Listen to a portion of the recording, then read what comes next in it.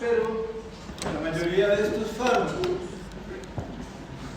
son utilizados para enfermedades cardiovasculares y por lo tanto probablemente me voy a repetir un poquito, ¿sí? Espero no dar la lata con esta repetición y lo vamos a dividir en dos: los fármacos que modifican el metabolismo de los lípidos, considerando que los lípidos, como lo vimos en los factores de riesgo cardiovascular, son esenciales, ese control para prevenir la aparición de la enfermedad o como prevención secundaria, ¿sí? Es decir, una vez que se produce la enfermedad cardiovascular, se previene su empeoramiento o las consecuencias de ello. Y después hablaremos de la hipertensión y de la insuficiencia cardíaca. Desde el punto de vista de los fármacos hipolipemiantes, lo que nosotros queremos es tener valores de colesterol. Aquí puse de menos de 200, pero la verdad es menos de 180, con triglicéridos menores a 190 y con un LDL menor a 116.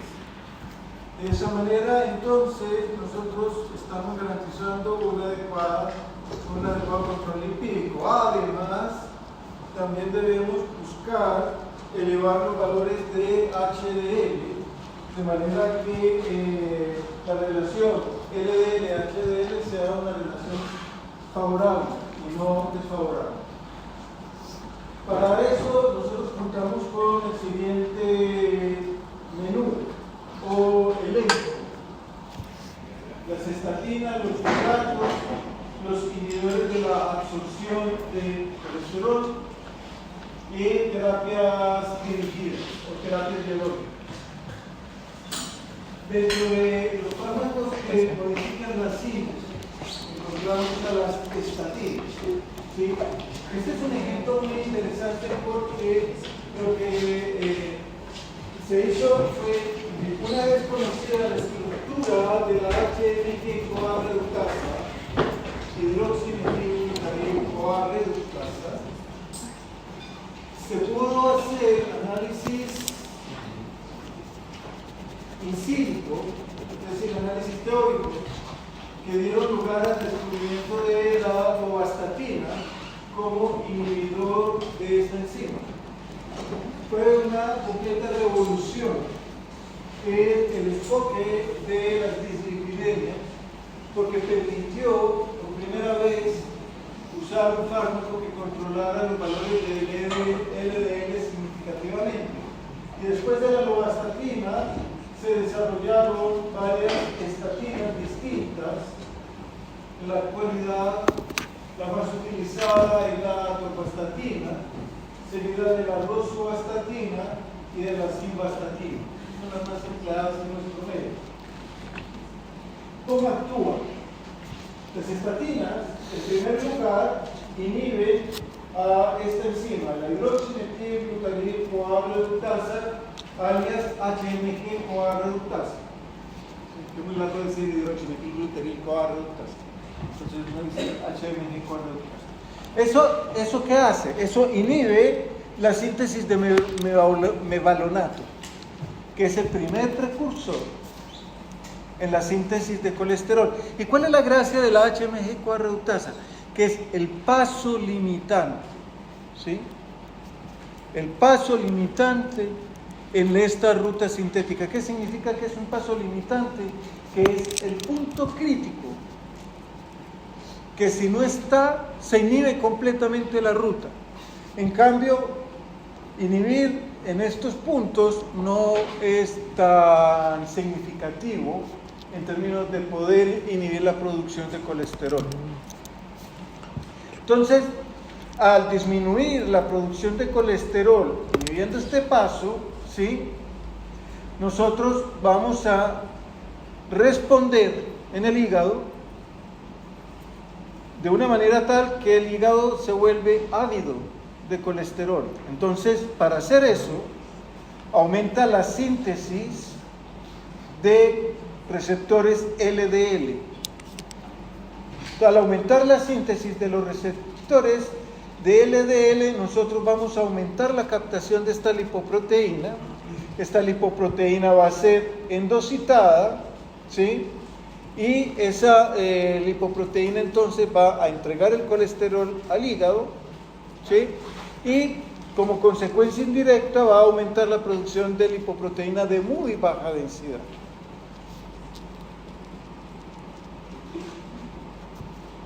Disminuye, la producción de LDL, no la aumenta. Entonces nosotros tenemos acá que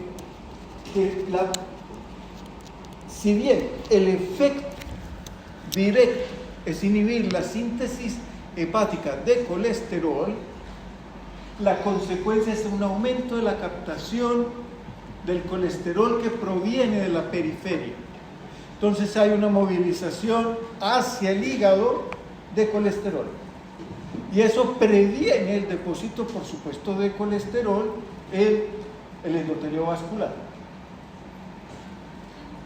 Además de la disminución en la producción del colesterol, nosotros encontramos que esto no está bien colocado acá, pero aquí hay una ruta alterna, que es una ruta que produce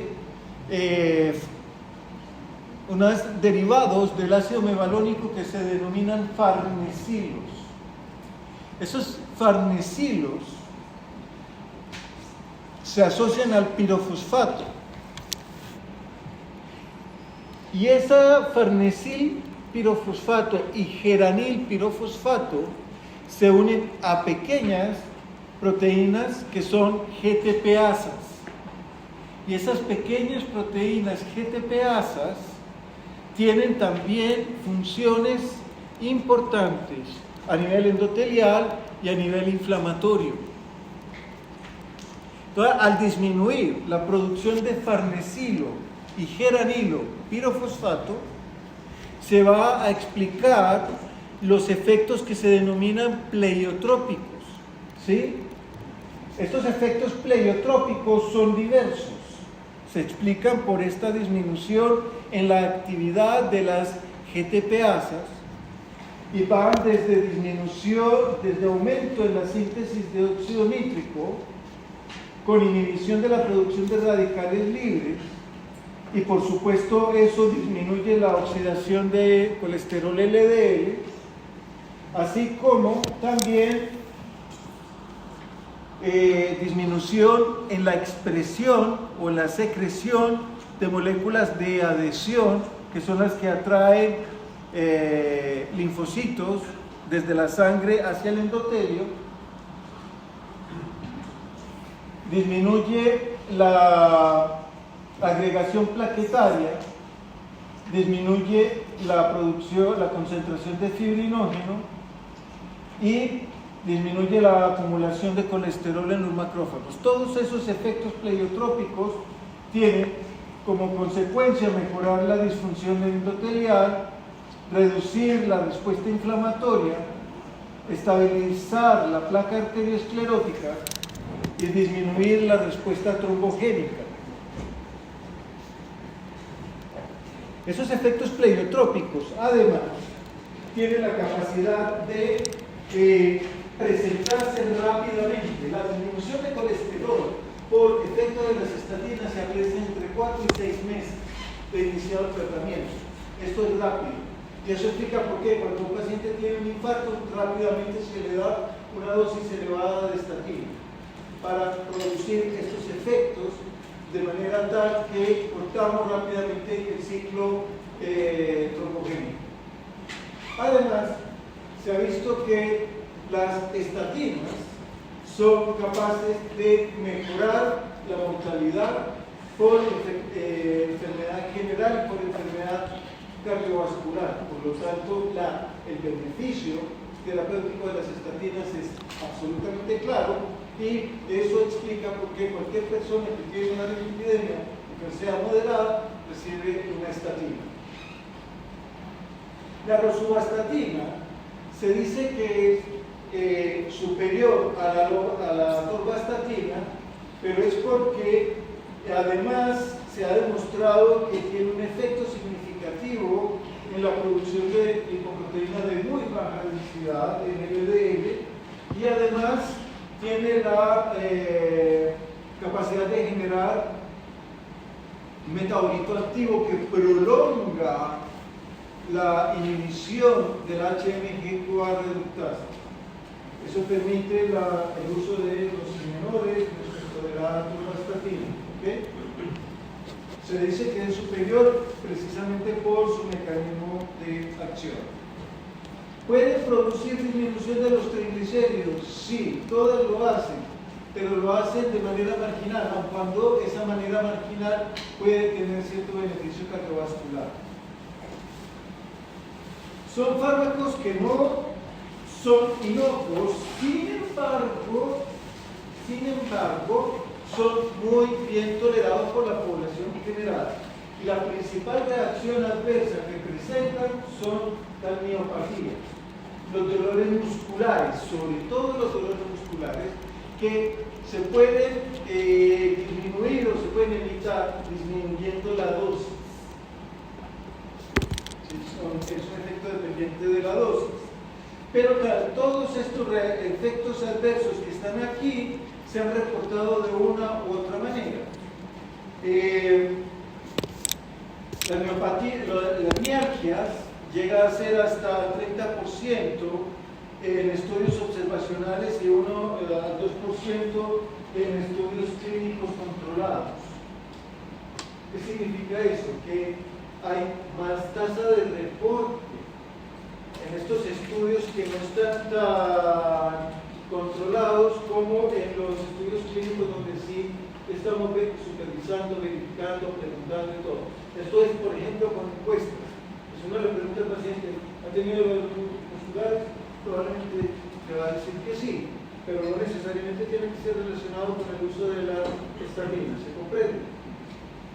La miopatía propiamente dicha y la rhabdomiolisis, que son dos reacciones muy severas, no son tan frecuentes, ¿sí? La miopatía es 1 en 1000 pacientes y la rhabdomiolisis es 1 en 10. ¿Qué diferencia hay entre la miopatía y la rhabdomiolisis? La miopatía son dolores musculares asociados con un aumento significativo, es decir, más de 3 veces el límite normal superior de la creatina quinasa, mientras que la rhabdomiolisis hay liberación efectiva de mioglobina que conduce a la aparición de falla renal. ¿Sí? Esa es la principal diferencia entre la miopatía y la rhabdomiolisis. Bien, tenemos ahora a los inhibidores de la absorción del colesterol. Los inhibidores de la absorción del colesterol lo que hacen es bloquear este transportador NPC1L1 y eso lo logramos con el ezetimibe. El ezetimibe entonces disminuye la producción la absorción de colesterol, la llegada de colesterol y aumento de la síntesis, inducción. Hay un aumento compensatorio de la síntesis hepática. Por eso, el ezetimibe se debe dar acompañado de una estatina. Eso refuerza el aumento en la producción de receptores LDL y por lo tanto aumenta la disminución del colesterol a largo plazo. ¿Sí? Pero es un efecto donde nosotros buscamos aumentar la disminución del LDL plasmático.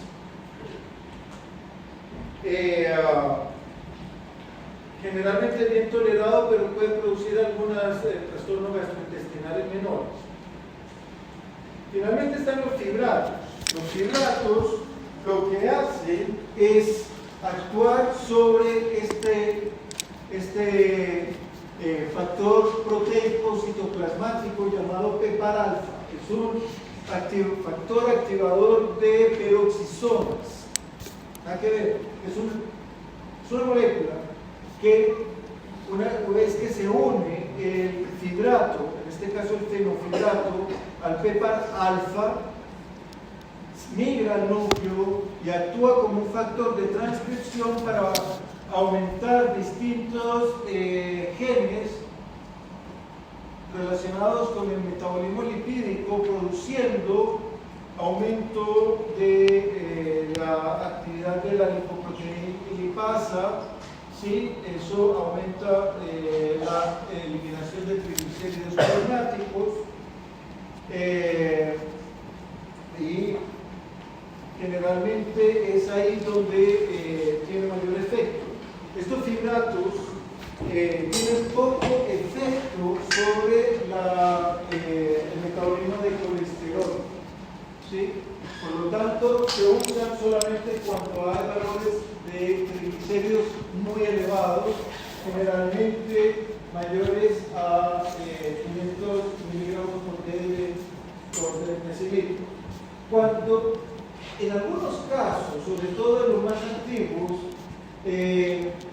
se producía rhabdomiolisis cuando se combinaban con estatinas, ¿sí? Y ahí hay que andarse con un poquito de precaución, vigilar mejor la creatina quinasa en plasma, ¿sí? Pero con estos fármacos más nuevos no se ha visto tanta rhabdomiolisis como había antes. Pero es importante estar vigilando. Otro elemento importante es que los fibratos son inhibidores de la citocromo P450 y por lo tanto son elementos que podrían participar de múltiples interacciones medicamentosas. Ahora, como se ha estudiado mucho y a profundidad las vías de producción de colesterol y el metabolismo hepático del mismo, se ha podido identificar otros blancos, como por ejemplo esta proteína, el PCSK9. Este PCSK9 tiene como objetivo aumentar, es una proteína que se asocia al receptor de LDL y cuando es endocitado, la presencia de la proteína hace que se degrade el receptor LDL. Por lo tanto, inhibir, bloquear, impedir la función de PCSK9 aumenta el reciclaje del receptor, ¿sí? Dura más tiempo y por lo tanto hace más eficiente la captura de LDL plasmático. Eso lo logramos con un anticuerpo. Es un anticuerpo monoclonal que se llama alirocumab. Hay otros también como el evolocumab que también hace lo mismo. Está un RNA de interferencia que impide la transcripción del gen de PCSK9, ¿sí? Que es el de inclisiran, también hipomerced, pero no, ustedes lo tengo aquí en rojito, ¿sí? Estos son descriptivos. Hay otros, por ejemplo, como el ácido bempedoico. El ácido bempedoico lo que hace es que impide la producción de precursores para la síntesis del sustrato de la HMG-CoA reductasa. No inhibe la enzima, sino que pasos previos, como esta citratoliasa, ¿sí? Y también tenemos a la lompatida, que es un inhibidor de una proteína necesaria para el ensamblaje de las lipoproteínas de muy baja densidad. Pero nos quedamos con el alirocumab. Así que, desde el punto de vista de los fármacos para el tratamiento de las lipidemias, nos quedamos con los inhibidores de la HMG-CoA reductasa, estatinas, como ejemplo atorva y rosuvastatina, como inhibidores de la producción de triglicéridos, está el fenofibrato, como inhibidores de transportadores de PC1L1, alesetinib, y en la terapia biológica el inhibidor de PCSK9, el alirocumab. Con eso reduzco un poquito el menú de posibilidades, pero ustedes ya con esto tienen más o menos claro cuáles son los puntos críticos modificables farmacológicamente en el metabolismo de lípidos. Pasemos ahora a otro grupo bastante heterogéneo de fármacos que modifican el funcionamiento del sistema cardiovascular. Vamos a tener ahí entonces, ya hablamos de los que hablan de la alteración del metabolismo de los lípidos, así que vamos a hablar fundamentalmente de los fármacos que modifican la presión o el funcionamiento cardíaco en la insuficiencia cardíaca, en la insuficiencia coronaria. Ya lo vieron y voy a saltarme para alegría de ustedes los antiarrítmicos. Son muy especializados, así que no los voy a mencionar acá. Hablemos primero de... y lo otro es que los grupos son relacionados con el mecanismo o con el sitio de acción. Hablemos de los agonistas. Vamos a hablar de los agonistas adrenérgicos, ¿sí? Y aquí encontramos, el primero de ellos es un agonista alfa-2. El receptor adrenérgico alfa-2 es un receptor presináptico. Eso quiere decir que cuando se activa ese receptor, se disminuye la producción, la liberación del neurotransmisor adrenérgico, noradrenalina fundamentalmente. Al disminuir la liberación de noradrenalina, disminuye el efecto que ésta tiene sobre el vaso sanguíneo. Y la noradrenalina sobre el vaso sanguíneo produce vasoconstricción, y la vasoconstricción produce hipertensión. Por lo tanto, activar este receptor alfa-2 disminuye noradrenalina, disminuye la vasoconstricción, disminuye la presión arterial. Y ahí encontramos entonces a la metildopa, que es el agonista alfa-2. ¿Se entendió el mecanismo de acción, cierto? Muy bien. Acá está otra vez descrito, pero como ya lo dije, ya lo relaté, pasemos a los efectos adversos de la metildopa. La metildopa puede producir serotonía, sedación fuerte y disfunción sexual. Por eso, la metildopa hoy día se reserva solamente para la hipertensión del embarazo, porque estos efectos adversos disminuyen la calidad de vida y han sido reemplazados por fármacos más seguros. Fármacos inotrópicos. ¿Qué significa inotropismo?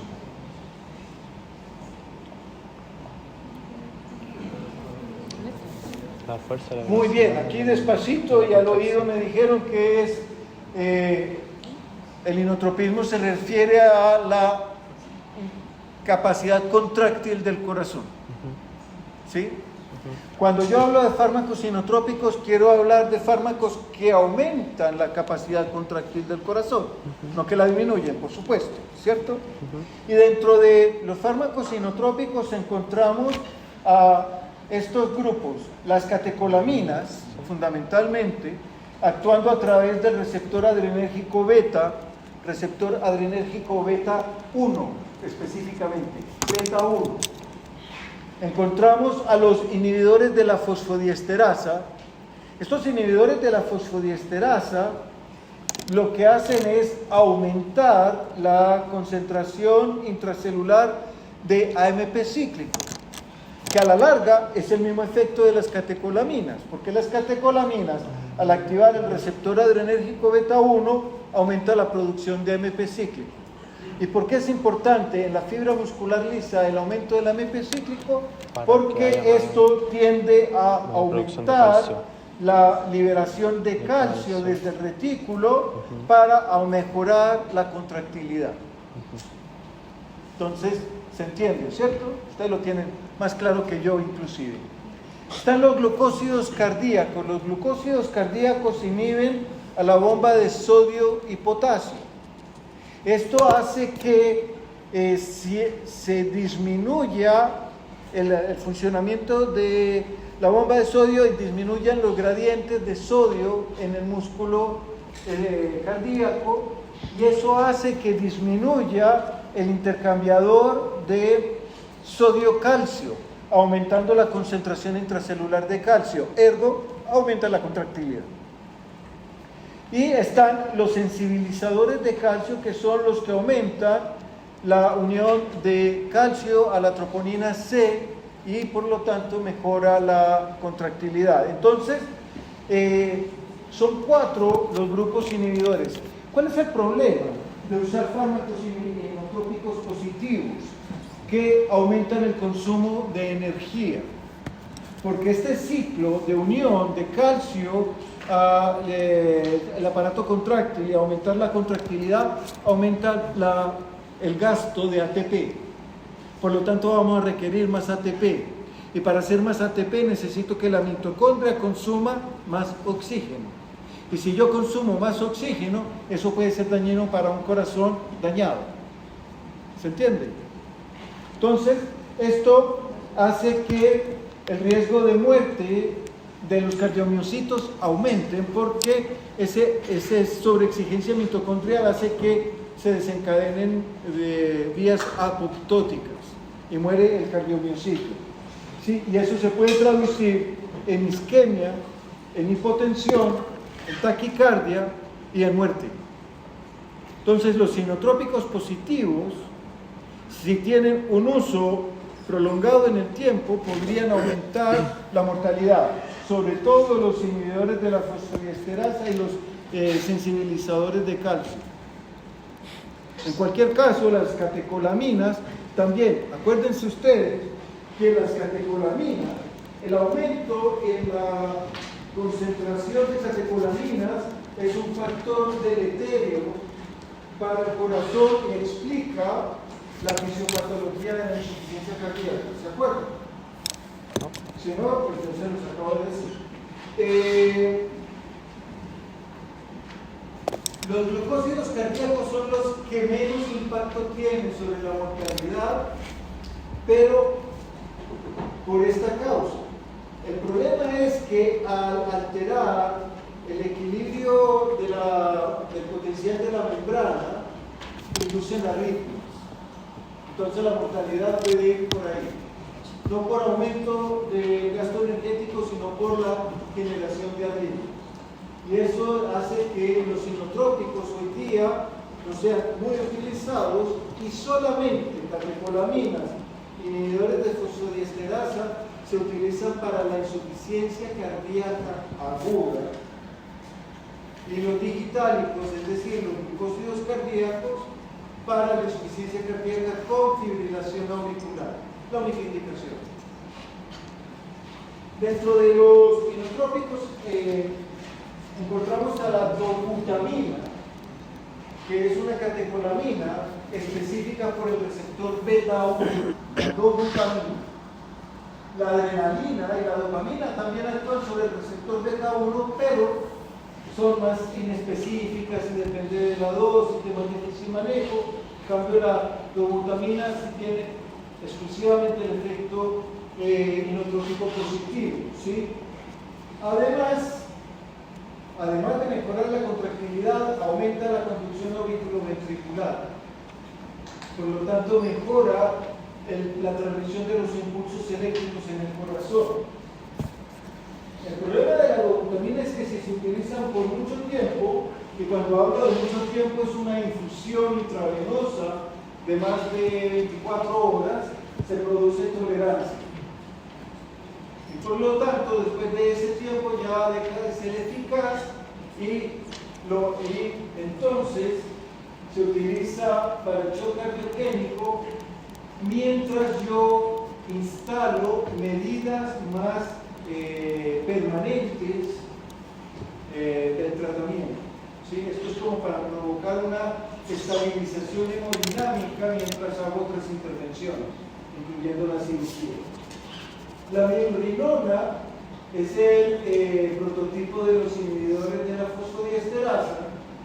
El levosimendan es un sensibilizador de calcio, Y la digoxina es el glucósido cardíaco inhibidor de la sodio potasio ATPasa, que puede tener, mire, yo puse aquí un efecto antiarrítmico, eso es cierto, porque controla la fibrilación auricular, pero provoca otras arritmias. Por eso es de difícil manejo, ¿sí? Manejo muy especializado. Sacamos de los inotrópicos y vamos a los fármacos que son útiles para el tratamiento primero de la hipertensión arterial. Y ahí encontramos a los antagonistas de los receptores adrenérgicos beta. Y ahí vamos a hacer dos distinciones. Antagonistas de los receptores beta y alfa. Alfa 1, antagonismo alfa 1. La metildopa era agonista alfa 2. Aquí es alfa 1, porque el receptor alfa 1 se encuentra en el vaso sanguíneo y es el que responde a la adrenalina y a la noradrenalina provocando vasoconstricción. Por lo tanto, el antagonista hace el efecto contrario. Y dentro de ellos encontramos al prazosina. La consecuencia hemodinámica es disminución de la resistencia vascular periférica y por lo tanto disminución de la presión arterial. Como produce esta disminución de la resistencia, puede provocar hipotensión, sobre todo hipotensión postural. Al levantarse, se le cae la presión porque se le va la sangre a los pies y se desmaya. Pero es un efecto que generalmente se compensa posteriormente con el uso del medicamento. Pero cuando se utilizan fármacos de vida media prolongada, como el doxazocin, se previene la aparición de este síndrome. Hoy día, estos agentes se utilizan sobre todo para la hiperplasia prostática. Nada que ver. ¿Sí? Nos fuimos a otro lado. Ojo. Lo que pasa es que la próstata está cubierta de músculo liso. Entonces, al bloquear el efecto adrenérgico sobre esa cobertura, relaja la cápsula de la glándula prostática, ¿sí? Y distiende la próstata y mejora el flujo urinario. Por lo tanto, son ideales para los pacientes que tienen hipertensión arterial e hiperplasia prostática. Benigna, ¿sí? Benigna. Beta bloqueadores, ahora sí, beta 1 y beta 2. El propanolol es el prototipo de los beta bloqueadores inespecíficos. El atenolol es el específico beta 1. Y tenemos el carvedilol, que no solamente es beta bloqueador, sino que también es un bloqueador alfa 1. O sea, combina todos los efectos. ¿Ok? Estos agentes tienen la capacidad de disminuir la frecuencia, la conducción y la contracción cardíaca. La conducción sobre todo a través del nodo auriculoventricular. Así que disminuyendo la frecuencia va a disminuir el gasto. Y la disminución del gasto conlleva disminución de la presión arterial. Acuérdense de fisiología cardiovascular, ¿sí? Presión arterial por frecuencia igual a gasto cardíaco. También tiene la capacidad de disminuir la secreción de renina. Disminuye la secreción de renina, disminuye la producción de angiotensina 2, disminuye el efecto vasodilatador vasoconstrictor de este mediador.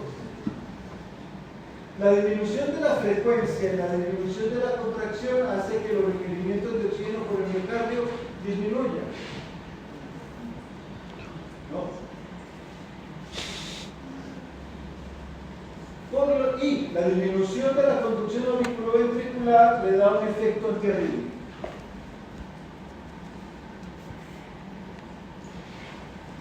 Pero también hay que considerar que receptores beta 2 hay en otros músculos lisos. Y es así como tenemos el músculo lisobronquial, el músculo lisouterino y también otros órganos como por ejemplo el hígado y el páncreas. Eso explica por qué los fármacos que tienen la capacidad de bloquear estos receptores beta 2 pueden producir broncoconstricción, empeoran el asma. Disminuye la producción de glucagón y eso puede producir hipoglicemia, beta 2. Aumentan los triglicéridos y disminuyen el HDL por efecto hepático. Por eso, los fármacos no selectivos que tienen estos efectos metabólicos no se prefieren y se prefiere mejor como el atenolol. Ahora, el carvedilol se usa porque, a pesar de que tiene un efecto inespecífico, beta 1, beta 2, la acción vasodilatadora por efecto del alfa 1 es un efecto deseado. También puede bloquear el temblor inducido por las catecolaminas. Al respecto, estos beta bloqueadores, así como el dato freak de la mañana, son considerados por el Comité Olímpico Internacional y todas sus entidades reguladoras como un fármaco prohibido, sobre todo para una disciplina, el tiro. ¿Se entiende, no? Porque con eso mejora el pulso. ¿Sí? También se ha visto que disminuye la producción de humor acuoso y por eso se usa para el glaucoma. Entonces, como yo les decía que tienen ciertos efectos a nivel cardíaco y extracardíaco, entonces las reacciones adversas son también variadas. Depresión de la contractilidad. Eso puede ser un efecto que yo no quiero. ¿Sí? Puede producir una bradicardia intensa. Estas son acciones sobre el receptor beta 1. Broncoconstricción, hipoglicemia, y también puede producir impotencia, fatiga, extremidades frías. Estas extremidades frías es por la vasoconstricción periférica. Esa vasoconstricción periférica puede elevar un poco la resistencia. Ustedes pueden decir, pero bueno, entonces ¿dónde está el efecto antihipertensivo? Predomina la disminución del gasto. ¿Sí? Porque el aumento de la resistencia no es muy grande, excepto cuando yo tengo una enfermedad vascular periférica significativa. Y ahí sí voy a tener entonces mayor intensidad de alteraciones de la temperatura en extremidades o en el peor de los casos un síndrome de Raynaud. ¿Qué es el síndrome de Raynaud? Que al paciente se le pone, presenta un fenómeno interesante en manos y pies, en el que primero se ponen blancos, después azules por la cianosis, ¿sí? La isquemia local genera liberación de agentes vasoactivos y produce vasodilatación y después las manos se ponen rojas. ¿Sí? Todos esos cambios de colores no son muy, porque también pueden venir asociados de dolor, ¿sí? Por la isquemia.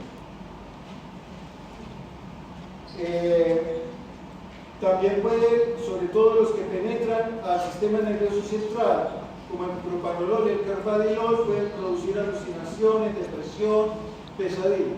O sea, ustedes ven que los betabloqueadores, si bien desde el punto de vista clínico demostraron desde hace muchos años disminuir la mortalidad cardiovascular asociada a hipertensión arterial, y como veremos más adelante, disminuir la mortalidad asociada a insuficiencia cardíaca, también tiene un espectro de reacciones adversas importante, sobre todo los que no son selectivos, como el propanolol y eventualmente el carvedilol. Se utilizan en insuficiencia coronaria, como vieron, si la angina crónica para el infarto agudo del miocardio en general. Y también se utilizan en la insuficiencia cardíaca congestiva. Y acá es importante, a pesar de que los betabloqueadores disminuyen la contractilidad miocárdica, y uno inmediatamente dice, pero baja el gasto cardíaco, que está disminuyendo la insuficiencia cardíaca, sirven. ¿Por qué? Porque disminuyen la sensibilidad a las catecolaminas. El aumento en la excitación produce muerte de cardiomiocitos, como vimos ahora con el efecto enotrópico positivo. Por lo tanto, lo que yo estoy es impidiendo ese efecto tóxico de las catecolaminas. Cuando la insuficiencia cardíaca es profunda, la hipoxia sistémica desencadena producción de adrenalina y el sistema está sobreactivado. Lo que yo no quiero es esa sobreactivación, sino regularizar. Y para eso recurro a los betabloqueadores. Además disminuye la renina, que tiene un efecto vasodilatador y por eso disminuye la posicardia. Ese corazón, aun cuando está con menos contractilidad, lo puede hacer con mayor soltura porque no tiene la resistencia periférica inducida por la renina. Además tiene el efecto antiarrítmico que habíamos mencionado y mejora el flujo coronario por prolongación de la diástole. Se contrae más lentamente, entonces la diástole dura más, entra más sangre a la coronaria y mejora la irrigación sanguínea. El carvedilol es muy útil, lo mismo que el bisoprolol, para la insuficiencia cardíaca y luego del infarto. También se utilizan en arritmias supraventriculares y también en muchos otros problemas como el temblor esencial, la prevención de la migraña y el glaucoma. Hablemos de los ISRAS. Inhibidores del sistema renina-angiotensina. No me cabía ahí. Los inhibidores del sistema renina-angiotensina tenemos a la quiscreína, que es un inhibidor de la renina, por lo tanto inhibe la producción de angiotensina y las consecuencias de abajo. Está el captopril y el anapril, que son los inhibidores de la enzima convertidora de la angiotensina. Esta enzima convertidora de la angiotensina es responsable de la producción de angiotensina 2 por un lado, y por el otro lado es la responsable de la producción de bradiquinina. Cuando yo inhibo la ECA, disminuye la angiotensina 2, pero aumenta la bradiquinina. La bradiquinina es vasodilatadora. Entonces ahí tengo yo un efecto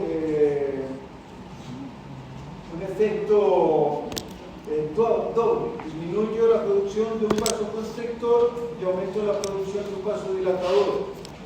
Está el losartán. Ustedes me disculpan, parece que se me desconfiguró. Este losartán es antagonista del receptor de angiotensina 2. ¿Sí? Y hace el mismo efecto que el captopril y el anapril, es decir, disminuye la vasoconstricción, disminuye la hipertrofia de cardiomiocitos, la fibrosis cardíaca y modula un poco la respuesta a la adrenalina. Finalmente está la espironolactona, que lo que hace es inhibir la acción de la aldosterona a nivel del riñón. De ella vamos a hablar un poquito más adelante. Entonces nosotros tenemos dos tipos de receptores: el receptor AT1, angiotensina tipo 1, y el receptor AT2. El receptor AT2 se expresa preferentemente en la vía fetal y es antiproliferativo, protótipo y vasodilatador. Esa existencia, de este receptor hace que el bloqueo de la vía angiotensina-aldosterona en el embarazo esté contraindicado, porque puede teratogénico o puede producir disminución del crecimiento fetal. Entonces, hay otras cosas que se pueden utilizar en la hipertensión y la falla cardíaca durante el embarazo. Eso lo dejamos para todos. El receptor AT1 está en muchos tejidos y es que media la vasoconstricción, la secreción de aldosterona y el crecimiento celular. Crecimiento celular que tiene que ver con proliferación de células musculares lisas en el vaso sanguíneo y aumento del tamaño de la fibra miocárdica, ¿sí?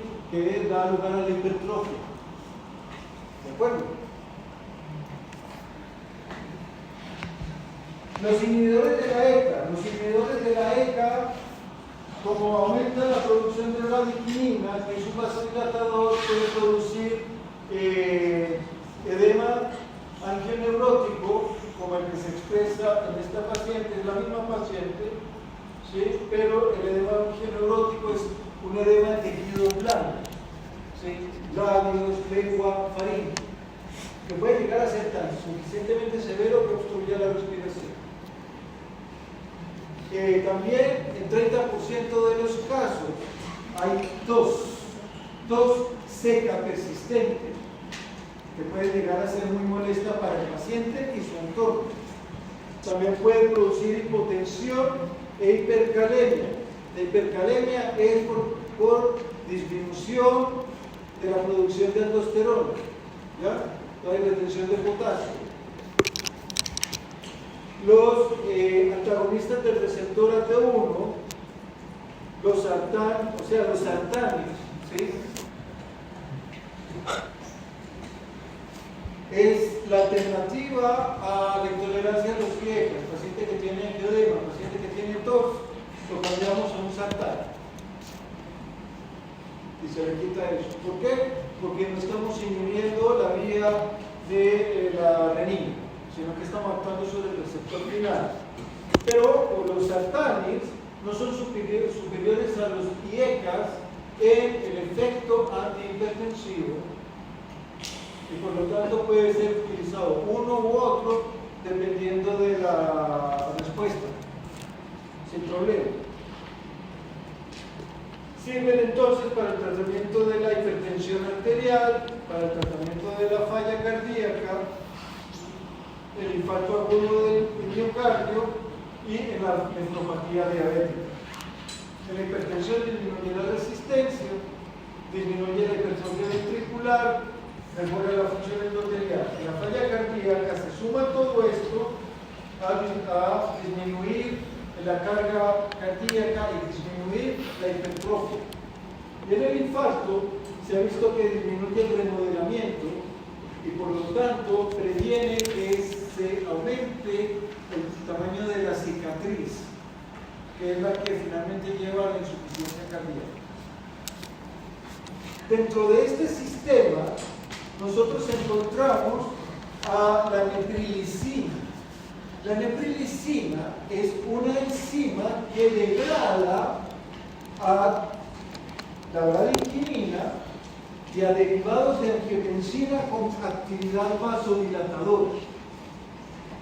Los inhibidores de esta enzima, específicamente el sacubitril, aumentan estos elementos y también otros péptidos como el péptido natriurético. Por lo tanto, al aumentarse estos péptidos vasodilatadores y natriuréticos, nosotros vamos a encontrar un efecto benéfico. Y se ha visto que la asociación con ARA, sobre todo con antagonista del receptor de angiotensina, es sinérgica. Y por lo tanto, comercialmente los encontramos siempre asociados. El sacubitril solo no se expende. Bloqueadores de canales de calcio. Ya ven ustedes que acá sirven para el tratamiento de la insuficiencia cardíaca y de la insuficiencia coronaria y también para el tratamiento de arritmias. En ellos encontramos al verapamilo, al diltiazem y al amlodipino. Dipino, ¿sí? Porque es un derivado dihidropiridínico. Son muchas las dihidropiridinas, pero el principal, el más utilizado en la actualidad, es el amlodipino. ¿Por qué? Por efectos de seguridad, por efectos de farmacocinética, por posología más cómoda. Tiene una duración de acción de aproximadamente 24 horas. Estos fármacos disminuyen el ingreso de calcio a la fibra muscular lisa, vascular, y también al sistema de conducción eléctrico cardíaco. Esta disminución de la entrada de calcio hace que la velocidad de conducción disminuya, sobre todo la transmisión a través del nodo aurículo-ventricular. Disminuye el ritmo sinusal, por lo tanto tienden a bajar la frecuencia cardíaca. Disminuye la contractilidad miocárdica, es decir, son inotrópicos negativos. Pero todo esto, la disminución de la frecuencia y de la contractilidad, hace que la demanda de oxígeno en el corazón disminuya. Y de esa manera, entonces, es benéfico cuando tenemos una insuficiencia coronaria. El verapamilo y el diltiazem son los calcioantagonistas que se utilizan en ese contexto. Probablemente el doctor Prieto se los mencionó el lunes. En cambio, el amlodipino, no. El amlodipino y todas las dihidropiridinas tienden a producir taquicardia refleja. El amlodipino menos que los que tienen una vida media más corta. Pero como pueden producir las dihidropiridinas o esa taquicardia refleja, pueden aumentar la demanda de oxígeno y por lo tanto contraproducentes en la enfermedad coronaria. Por lo tanto, este se reserva para el tratamiento de la hipertensión arterial, el amlodipino. Se reserva para el tratamiento de la hipertensión arterial. Pueden producir, como son vasodilatadores, sobre todo vasodilatadores arteriales, ¿sí? Pueden producir cefalea y bochornos, ¿sí? Rubor facial. El verapamilo sobre todo, pero los calcioantagonistas en general, son grandes productores de estreñimiento. Y a veces el paciente, y por lo tanto el médico, no conectan el calcioantagonista con el estreñimiento, ¿sí? Que puede llegar a ser severo. Edema de miembros inferiores. Se indica por eso en la enfermedad coronaria, verapamilo y diltiazem, y en la hipertensión arterial, las dihidropiridinas. ¿Queda claro? ¿Cierto? Muy bien. En insuficiencia cardíaca, como pueden producir es una severa disminución de la contractilidad, están contraindicados. Por eso no se usan en esa condición, sino en hipertensión y en enfermedad coronaria. Vasodilatadores. Fíjense que los agentes que modifican el sistema renina-angiotensina-aldosterona y los antagonistas alfa-1 y los calcioantagonistas son vasodilatadores, ¿sí? Pero aquí tengo otro grupo específico que se llaman vasodilatadores porque son vasodilatadores arteriales directos. No median un sistema como el simpático o el de angiotensina, ¿sí?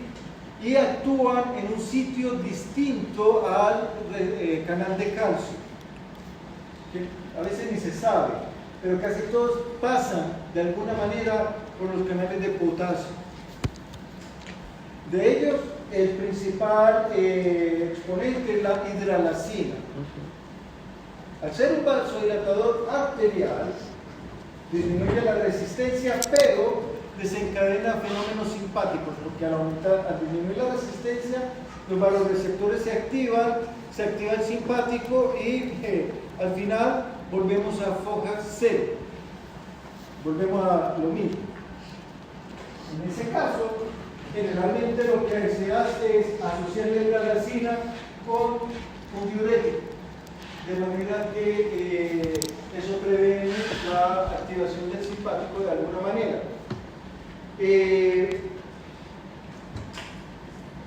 Provoca mucha taquicardia, hipotensión ortostática y además se ha visto que puede producir un síndrome parecido al del lupus eritematoso sistémico. No es hoy día fármaco de primera línea para el tratamiento de la hipertensión arterial. Se reserva para situaciones bien complicadas y en insuficiencia cardíaca congestiva la hidralazina se asocia a nitratos, que son vasodilatadores venosos. Nitrato, hidralazina, diurético, y de esa manera podemos mejorar la sintomatología de los pacientes, pero esa combinación es último recurso, no es la primera elección. Bien, paso por la enfermedad coronaria porque eso ya lo vieron y vámonos al riñón. ¿Cómo estoy de tiempo?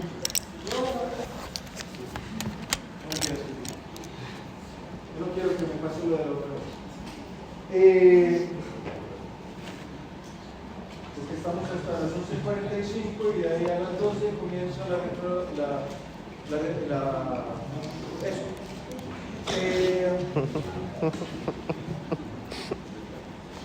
Diurético. Nos vamos al riñón.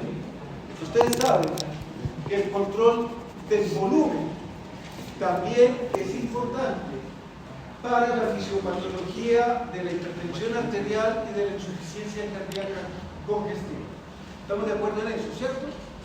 Muy bien, por eso el riñón, aun cuando yo creo que tienen una clase de diuréticos al final del semestre, ¿sí? Acá lo vamos a ver en el contexto de la insuficiencia cardíaca y la hipertensión arterial. Por lo tanto, si hablo un poquito rápido, me excusan, pero probablemente las diapositivas incluso se van a repetir en la clase de diuréticos, pero ahí lo voy a hacer más despacio y sin tanta sobrecarga. Miren, este es un esquema muy bonito del riñón donde tenemos el túbulo contorneado proximal, ¿sí? Del cual nosotros se desprende el asa de Henle, la porción delgada, la porción gruesa, que termina en el túbulo contorneado distal y que drena al túbulo colector. Esa es la ruta de acción de los diuréticos en general, porque vamos a encontrar efectos en el túbulo contorneado proximal, en el asa de Henle, en el túbulo distal y en el túbulo colector. Para efectos de hipertensión e insuficiencia cardíaca, quedémonos desde acá. ¿Sí? En todo caso, cuando yo hablo de diurético, estoy hablando de aumento del flujo de sodio. Lo que pasa es que como consecuencia de eso hay aumento del flujo de agua. Diuréticos de asa. El diurético de asa, como su nombre lo indica, actúa en el asa de Henle. Pero el asa de Henle es una cosa muy larga y es aquí donde actúan los diuréticos de asa. Casi en la porción antes de que comience el túbulo contorneado distal. Allí se encuentra esta cosa. Esta cosa se llama el transportador sodio-potasio 2-cloros. Ese transportador de sodio-potasio 2-cloros es el sitio de acción de los diuréticos de asa. Impide la reabsorción de sodio, de cloro, y en cierta medida también modifica la reabsorción de potasio. Además, como hacemos este efecto acá, hay un efecto eléctrico en el potencial transepitelial. Y ese cambio, esa despolarización del potencial transepitelial hace que se pierda el gradiente necesario para la reabsorción de calcio y magnesio. Por lo tanto, también se inhibe la reabsorción de estos dos agentes. En consecuencia, aumenta la expresión de sodio, de cloro, calcio, magnesio, potasio, hidrógeno, bicarbonato y fosfato. O sea, de todo.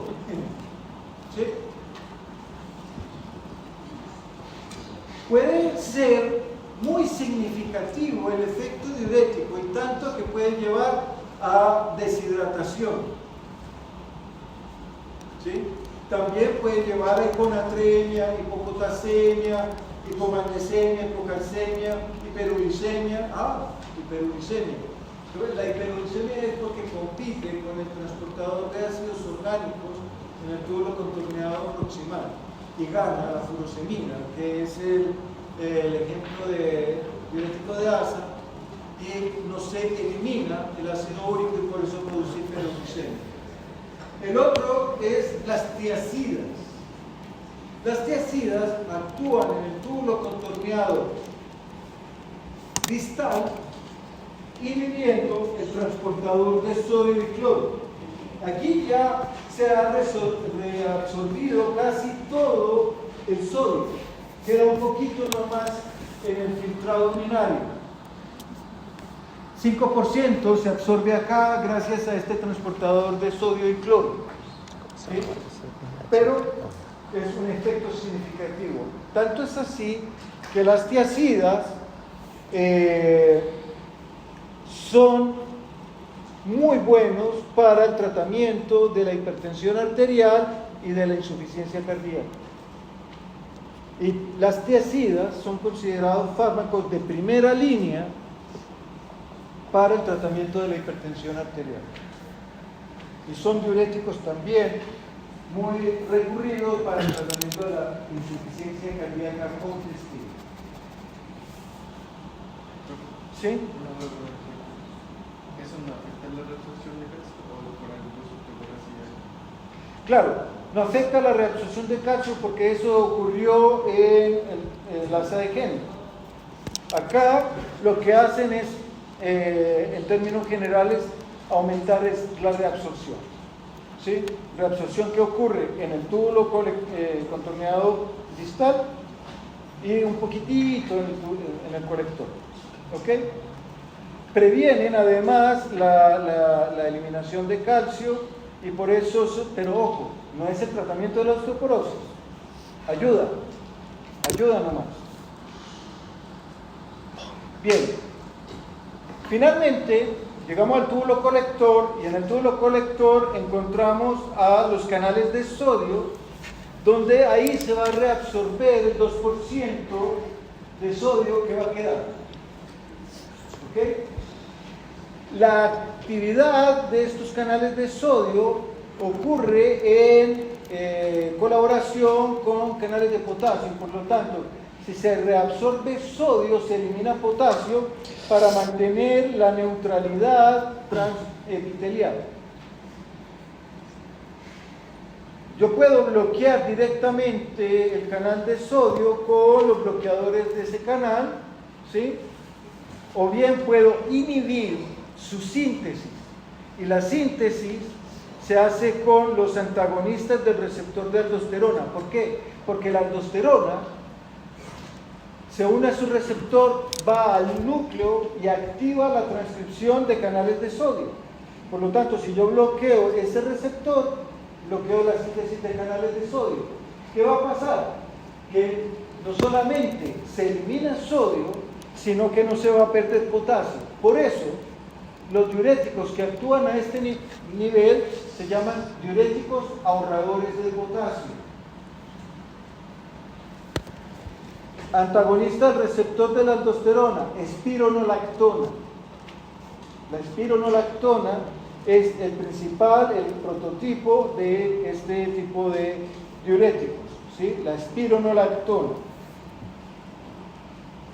Bien, como estamos ya bastante agotados, nuestro corazón no da más. Permítame finalizar dejando mucho tiempo, lo cual para mí ya es un récord mundial, hablándole de los 4 fantásticos. ¿Sí? Los 4 fantásticos de la insuficiencia cardíaca.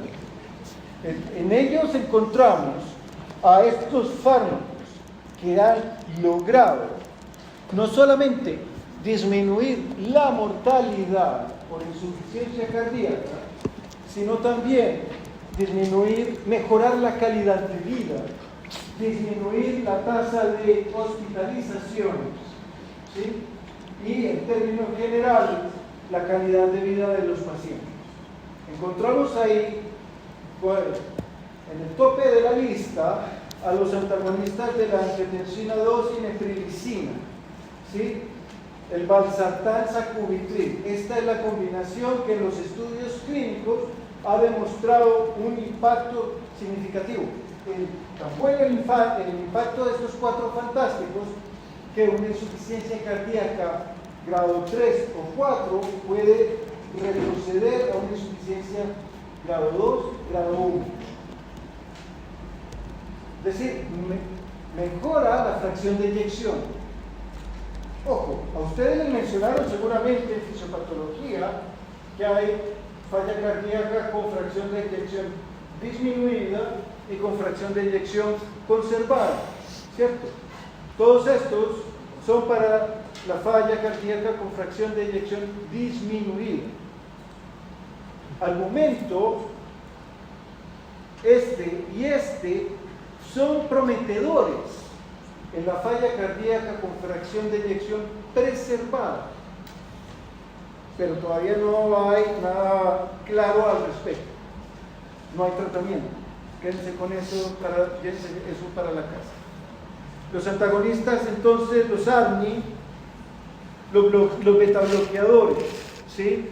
Los betabloqueadores con actividad beta 1, como el metoprolol, alias atenolol, bisoprolol y el carvedilol. A pesar de todas las pestes que hablé de los betabloqueadores, las reacciones adversas y todo, sigue siendo parte de esta élite farmacológica.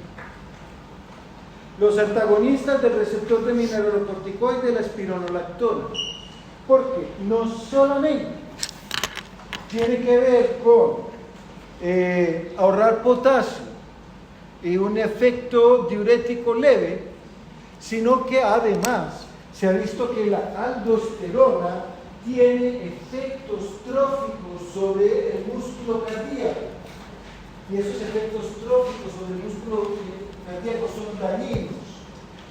Por lo tanto, el uso de espironolactona previene el efecto de la aldosterona directamente sobre el corazón.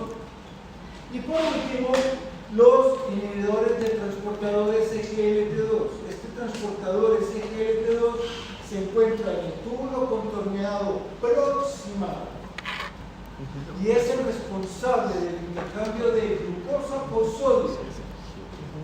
Reabsorbe la glucosa. Al inhibirlo, elimino glucosa por un lado, pero también elimino sodio por el otro. Tiene un efecto diurético y tiene un efecto normoglicemiano. Estos inhibidores, como la empaglifosina, se utilizan para el tratamiento de la diabetes. Lo veremos en su capítulo correspondiente. Por eso acá solamente lo dejo mencionado, ¿sí? Y yo ahí cuando lo menciono le voy a decir en esa clase, ¿se acuerdan de los cuatro fantásticos? Ustedes me van a decir, no. Muy bien. ¿Sí?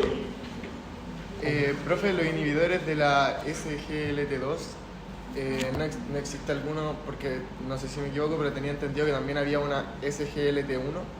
También hay una SGLT1, pero los que han demostrado el efecto a isotonia renal y a nivel cardíaco son los tipo 2. Los tipo 1 no se encuentran en ese tejido.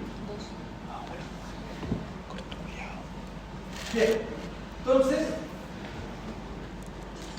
recordemos. Esto es simplemente para impresionarles, no más. Pero esto es simplemente la cadena de eventos que se desencadenan cuando se produce la insuficiencia cardíaca congestiva. Hay un daño en el miocardio, primero que todo. Ese daño en el miocardio puede ser por hipertensión arterial, puede ser por un infarto, puede ser por una valvulopatía, etc. Se produce una disfunción cardíaca. Esta disfunción cardíaca va a producir vasoconstricción. esa vasoconstricción va a producir aumento de la precarga y también aumento de la poscarga, por un lado. Por otro lado, la activación adrenérgica va a inducir la producción de renina, angiotensina 1, angiotensina 2 y aldosterona. Esta angiotensina 2 contribuye a la vasoconstricción y aquí se establece un ciclo vicioso, ¿sí? Además, se está produciendo aumento de la producción de aldosterona con retención de sodio y de agua, y ese aumento de volumen aumenta la precarga y la poscarga, lo que contribuye a empeorar la insuficiencia cardíaca. Por otro lado, el aumento de la actividad adrenérgica va a producir un estímulo miocárdico, lo que va a llevar a muerte de cardiomiocitos y disminución del desempeño miocárdico, lo que lleva al empeoramiento de la insuficiencia cardíaca. Aumento de los signos y síntomas, empeora la calidad de vida, aumenta la hospitalización y finalmente el paciente se muere por falla de bomba o por arritmias. En azul, entonces encontramos los puntos donde nosotros podemos atacar a la fisiopatología de la insuficiencia cardíaca para prevenir este empeoramiento. Y por qué no recurrir a los 4 fantásticos que no todos están representados en este esquema. Así que para finalizar nos quedamos con este glosario que recapitula la farmacología cardiovascular, donde yo incluyo a los nitratos orgánicos. Ojo, aquí apareció un nitrato orgánico que ustedes probablemente no vieron en la clase del lunes, que es el nitrocruciato de sodio. El nitrocruciato de sodio libera óxido nítrico espontáneamente, no enzimáticamente como lo hacen estos. Por lo tanto, es un vasodilatador arterial tanto como venoso. Por lo tanto, produce una disminución franca y significativa de la presión arterial. Se utiliza para emergencias hipertensivas. En un infarto o en una enfermedad coronaria, yo no lo uso. ¿Por qué? Porque dilata arterias y capilares coronarios normales. Entonces toda la sangre se va hacia esos helechos aumentando la isquemia. Por eso no lo uso, porque empeora el infarto en vez de mejorar. Estos sí, porque son predominantemente venosos, ¿sí? Beta bloqueadores, doy el ejemplo, uno que es inespecífico, beta 1 y beta y alfa, los agonistas alfa-2, la metritopa, y los antagonistas alfa-1, el oxazocin, inotrópicos, la catecolamina, dobutamina, el sensibilizador de calcio y el inhibidor de la fosfodiesterasa y de la bomba de sodio y potasio, los 3 calcioantagonistas que mencionamos, el vasodilatador directo y la hidralacina. De los ISRAS, aquí este no lo pongamos, ¿sí? Digamos, los priles y los sartanes, el sacubitril como sinergizador de los sartanes y los diuréticos. Nos quedamos con eso. Por eso el día de hoy fue una sobredosis farmacológica, lo entiendo.